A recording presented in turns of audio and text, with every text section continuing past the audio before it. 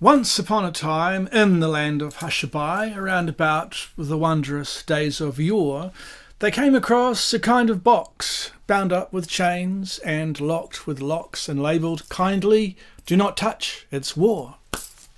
A decree was issued round about, and all with a flourish and a shout, and a gaily coloured mascot tripping lightly on before. "Don't fiddle with this deadly box, or break the chains, or pick the locks, and please don't ever play about with war." The children understood. Children happened to be good, and they were just as good around the time of yore. They didn't try to pick the locks or break into that deadly box. They never tried to play about with war. Mummies didn't either, sisters, aunts, grannies neither, 'cause they were quiet and sweet and pretty in those wondrous days of yore. Well, very much the same as now, and not the ones to blame somehow for opening up that deadly box of war. But someone did.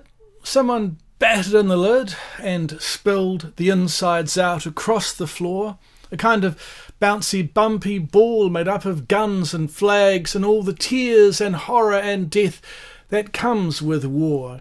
It bounced right out and went bashing all about, bumping into everything in store. And what was sad and most unfair was that it didn't really seem to care much who it bumped, or why, or what, or for. It bumped the children mainly, and I'll tell you this quite plainly. It bumps them every day, and more, and leaves them dead and burned and dying, thousands of them sick and crying, because when it bumps, it's really very sore.